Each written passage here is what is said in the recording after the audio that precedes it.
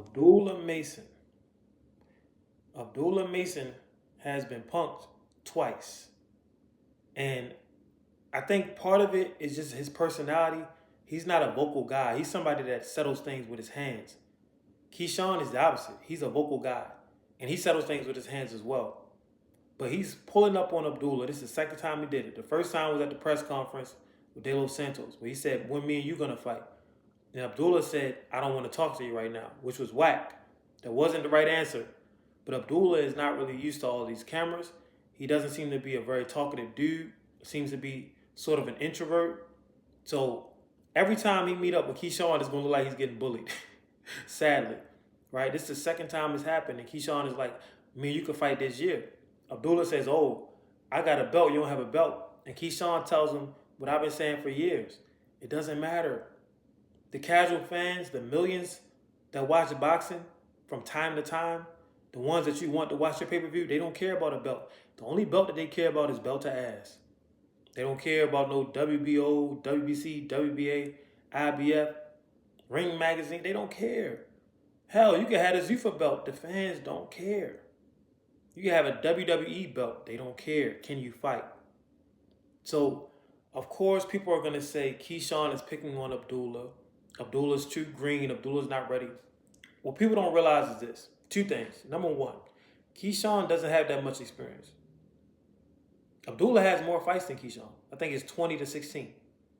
Keyshawn has 96 rounds. Abdullah has 71 rounds. Neither one of them even have 100 professional boxing rounds.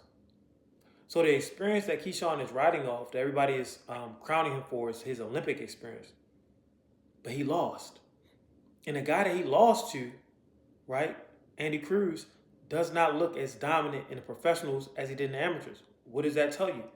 That tells you that the professional game is a totally different game from the amateurs. In the professional game, Keyshawn Davis doesn't have much more experience than Abdullah Mason. And what he did in the amateurs is pretty much negligent, because Andy Cruz wouldn't beat Keyshawn right now. But Andy Cruz dominated him on multiple occasions. You understand what I'm getting at? Now, another thing that people are going to say is Abdullah Mason needs more time to develop. 3 years, 4 years. Well, if Abdullah is developing in those 3 to 4 years, Keyshawn is still young. Do you think Keyshawn is just going to stop boxing, stop training, stop getting better? No, he's going to be developing as well. So the argument that you should wait all these years to get better and this and that, it doesn't really make sense in this case. I can see if he was trying to age Keyshawn out. Keyshawn was like 36. Yeah, 4 years would be a big difference. But no, they're both young. So even if you wait 3 or 4 years, you might not still be, you still might not be at Keyshawn's level. But what I'm saying is this: you could be at his level right now. You could be better than him right now, and there's only one way to find out. Here's the thing: you both have dynamite in your hands, right? Both of y'all are power punchers. Both of y'all are offensive fighters.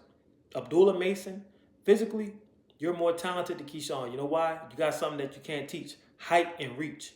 You have a longer reach, and you're taller than Keyshawn. I think he has better defense and better feet. But you've also had more adversity. You've had to get up off the canvas. Maybe that means you don't have the same chin as him, or maybe that just means you fought tougher opponents. We don't know. But you have the goods, physically and experience-wise, to potentially beat Keyshawn. I'm not saying that you will beat him, but you could. It's a possibility. It's not out of the ballpark. So don't let nobody tell you that you got to wait and you got to develop, you too green. No. Because while you're developing, Keyshawn is still developing. So it doesn't really make sense. Either you could beat the man or you can't.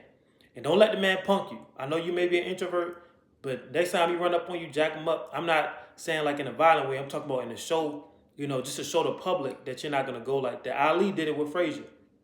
It ain't no thing. Lennox Lewis got jacked up by Hakeem Rockman.